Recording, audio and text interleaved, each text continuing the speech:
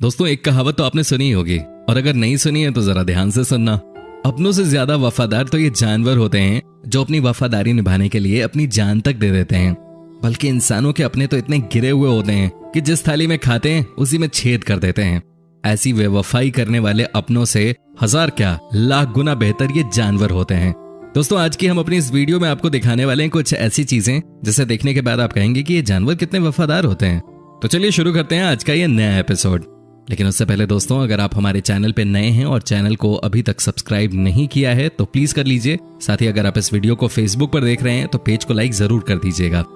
Number 1, Asian sheepshead wrasse. दोस्तों, क्या आपने कभी एक मछली और इंसान के बीच की दोस्ती की बात सुनी है? नहीं सुनी होगी, लेकिन आज पहली बार आप इसे देख भी लीजिए। दोस्तों, ये कहानी है जापान के एक स्विमर और समुद्र के नीचे की एक मछली के बीच की। आपने एशियन शीप हेड रैस का नाम सुना होगा। ये एक समुद्री मछली है। बात यूं हुई कि जापान के स्विमर नाकामोरो जब समुद्र के अंदर गए तो उन्होंने देखा कि एक मछली काफी ज्यादा चोटिल है। उस मछली को इतनी गंभीर चोट लगी थी कि वो समुद्र में तैर भी नहीं पा रही थी। वो कई दिनों से भूखी थे। ऐसा लग रहा था कि उसका मरना तय है। लेकिन नाकामोरो ने उस चोटिल मछली की मदद की, उसे खाना खिलाया। वो भी कोई 1-2 दिन नहीं बल्कि पूरे के पूरे 18 दिनों तक रोज वो समुद्र के नीचे जाकर उस मछली को खाना खिलाते थे। कुछ दिनों बाद मछली पूरी तरह से स्वस्थ हो गई। वो बिंदास एक बार फिर पानी के अंदर तैरने लगी। सब कुछ ठीक हो गया। लेकिन दोस्तों, मछली और नाकामोरो के बीच हमेशा हमेशा की दोस्ती हो गई। दोस्तों, आज 10 साल हो गए हैं नाकामोरो और इस मछली के बीच की दोस्ती हुए। कई साइंटिस्ट तो इनके बीच के रिलेशन पर स्टडी भी कर चुके हैं और सबने माना कि ये एक रियल फ्रेंडशिप है। इन दोनों को देखकर एक बात तो साफ नजर आती है दोस्तों, वो ये है कि अगर आपका दिल साफ है तो दुनिया में आपको दोस्तों की कमी कभी नहीं खलेगी। वैसे ही आप हमारे दोस्त हैं और हमारी ये दोस्ती भी हमेशा हमेशा के लिए कायम रहेगी। Number 2, big bird the pelican. दोस्तों, ये कहानी भी बहुत हार्ट टचिंग है। एक बार पेलिकन जिसका नाम बिग बर्ड था वो कहीं चोटिल हो गई। चोट इतनी ज्यादा थी कि वो अपना पंख भी ठीक से नहीं उठा पा रही थी। उसके मरने जैसे हालात हो गए थे। लेकिन बिग बर्ड की किस्मत बहुत अच्छी थी कि उसे एक तंजानिया के सफारी ओनर ने मदद करने की सोची। पहले तो ओनर जेम्स ने बिग बर्ड को अपनी बोट पे कुछ दिनों तक रखा, उसे ट्रीट किया। बाद में जब बिग बर्ड ठीक हो गई तो जेम्स ने इसे एक बार फिर से उड़ने की ट्रेनिंग दी, उड़ना सिखाया। जेम्स बड़े ही अच्छे ट्रेनर निकले। उनके इशारों पे बर्ड ने उड़ना सीख लिया।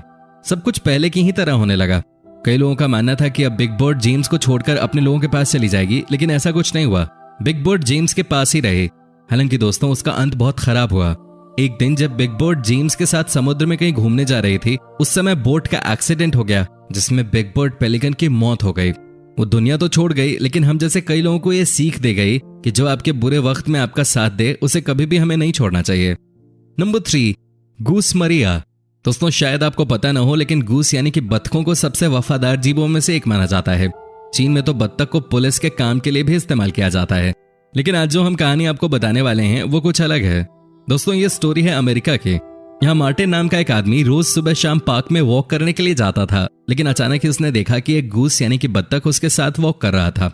ऐसा तकरीबन रोज ही होने लगा। समय जैसे जैसे आगे बढ़ता गया वैसे वैसे मार्टिन और मारिया के बीच दोस्ती बढ़ने लगी। दोनों एक दूसरे को पसंद करने लगे। बात यहां तक बढ़ गई कि मारिया अब मार्टिन के घर पे भी जाने लगी। मार्टिन भी रोज मारिया को खाना खिलाया करते थे।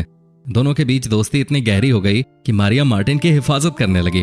मार्टिन के आसपास जो भी आता वो उसे भगा देती थी। दोस्तों, अचानक ही एक दिन न्यूयॉर्क सिटी जू के अधिकारी आए और पार्क के सारे जानवरों को जू ले गए। लेकिन इसके बाद भी मार्टिन और मारिया के बीच की दोस्ती खत्म नहीं हुई। मारिया से मिलने के लिए मार्टिन रोज ही जू जाने लगे। दोस्तों, आपको कैसी लगी कहानी मारिया और मार्टिन के बीच की? आप हमें कमेंट करके जरूर बताएं।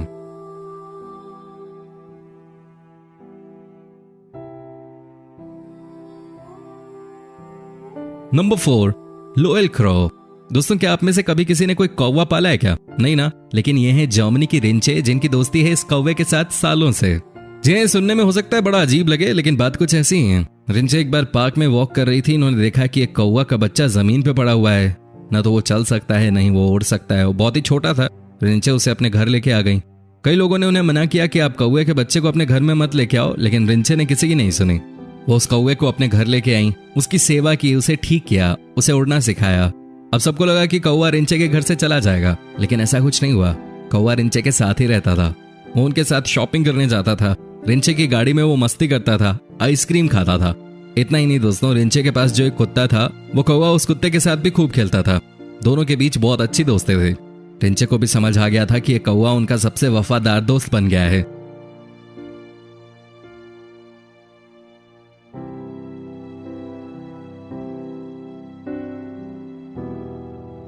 नंबर 5, जेसिका की कहानी। दोस्तों, जेसिका नाम की एक हिप्पो वर्ष 2000 में साउथ अफ्रीका में आए बाढ़ की वजह से अपने माँ पापा से अलग हो गई थी। वो रो रही थी कि अचानक एक दंपत्ति की नजर इस हिप्पो के छोटे बच्चे पे पड़ी। दंपत्ति ने डिसाइड किया कि वो हिप्पो के बच्चे को अपने घर लेके जाएंगे। उन्होंने जेसिका को अपने घर में शरण दी, उसे पाला पोसा और बड़ा किया। अपने घर में एक छोटा सा स्विमिंग पूल भी बना दिया ताकि जेसिका गर्मी के दिनों में आराम से पानी के अंदर मस्ती कर सके।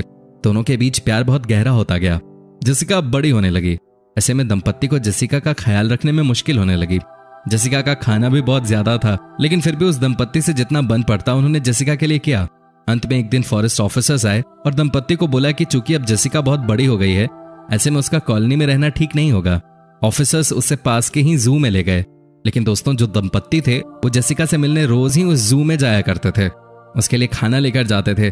जेसिका भी अपने प्यारे लोगों को देखकर बहुत ज्यादा खुश हो जाती थी। वो भी दिन में अपने दोस्तों का इंतजार करते थे। इस दंपत्ति ने तो इस बात को प्रूव कर दिया कि चाहे कुछ भी हो जाए, लेकिन अगर आपके दिल में तमन्ना है किसी को प्यार करने की, तो आपको भी पलट के प्यार ही मिलेगा।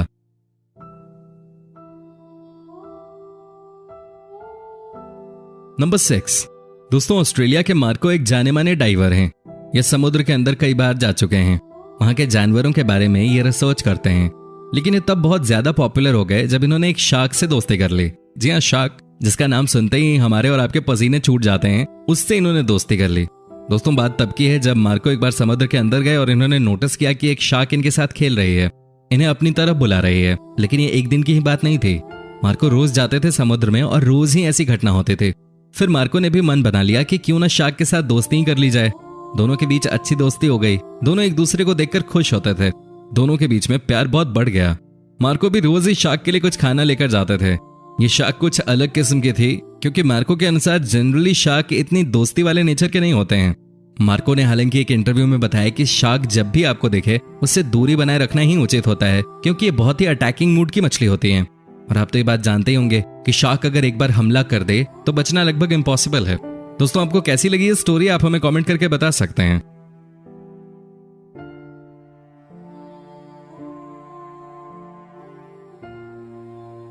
Number 7, beer.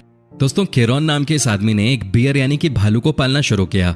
ना, ये मत समझिए कि केरॉन को कोई शौक था भालू को पालने का। दरअसल बात यह थी कि स्पेन के एक जू में बहुत सारे जानवर हो गए थे और इसी बात को लेकर जू के अधिकारियों ने फैसला किया कि वो इस भालू को मार देंगे। लेकिन फिर केरॉन ने यह निर्णय लिया कि वो इस भालू को अपने घर लेकर आएंगे और इसे पालेंगे। केरॉन भालू की जिंदगी बचाना चाह रहे थे और वो इस काम में सफल भी हो गए। उन्होंने बियर को पालना शुरू कर दिया। केरॉन और भालू के बीच अच्छी दोस्ती हो गई। दोनों एक दूसरे को बहुत प्यार करते थे, एक दूसरे के साथ ही रहते थे। जैसे जैसे भालू बड़ा होता गया, केरॉन ने डिसाइड किया कि वो भालू के लिए नई जगह ढूंढेंगे। अपने घर के आगे ही उन्होंने एक पार्क में भालू को पालना शुरू कर दिया। भालू के और भी बच्चे हुए। तकरीबन उनके पार्क में 4 भालू रहते थे। केरॉन और भालुओं के बीच इतनी दोस्ती हो गई कि जब केरॉन ने शादी की तो उनकी बारात में भालू भी गए थे। ये जरा तस्वीर भी देख लीजिए। लेकिन दोस्तों, केरॉन का भी ये कहना है कि आप इस तरह के जंगली जीवों को नहीं पालें तो अच्छा रहता है, क्योंकि ये भालू आपके ऊपर कब हमला कर दें इसका अंदाजा लगा पाना मुश्किल है। हालांकि ये जानकर आप चौंक जाएंगे कि केरॉन के 90% दोस्त भालू ही थे। सिर्फ 10% दोस्त उनके इंसान थे। और आज तक टचवुड केरॉन के ऊपर किसी भालू ने कभी कोई हमला नहीं किया। दोस्तों, प्लीज आप हमें कमेंट करके बताएं आपको ये कहानी कैसी लगी और ज्यादा से ज्यादा इस वीडियो पे लाइक करें।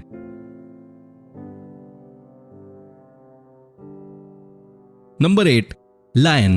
दोस्तों, क्या आप यकीन कर सकते हैं कि कोई लायन यानी कि शेर का भी दोस्त हो सकता है? जी हां दोस्तों, ऐसा हो चुका है। तभी तो आज हम आपको वो तस्वीर दिखाने जा रहे हैं जिसे आपने इससे पहले कभी नहीं देखा होगा। दोस्तों, रदरफोर्ड नाम के इस इंसान ने क्यारा नाम के लायन को बचपन से ही पाला पोसा। इन दोनों के बीच बहुत ज्यादा प्यार हो गया। लेकिन किसी काम की वजह से रदरफोर्ड को 7 सालों के लिए क्यारा से दूर जाना पड़ा। लेकिन अब इस तस्वीर को देखेंगे तो आपकी आंखों में आंसू आ जाएंगे।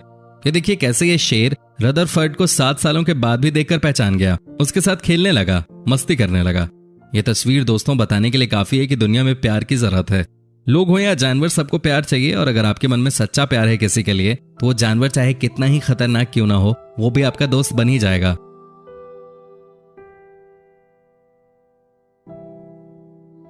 दोस्तों, आपको इनमें से कौन सी स्टोरी सबसे ज्यादा अच्छी लगी, आप हमें कमेंट करके बता सकते हैं। हमें आपके कमेंट्स का इंतजार रहता है। साथ ही दोस्तों, अगर आप हमारे चैनल पे नए हैं और चैनल को सब्सक्राइब नहीं किया है तो प्लीज कर दीजिएगा। साथ ही आप इस वीडियो को अगर फेसबुक पे देख रहे हैं तो पेज को लाइक जरूर कर दीजिएगा।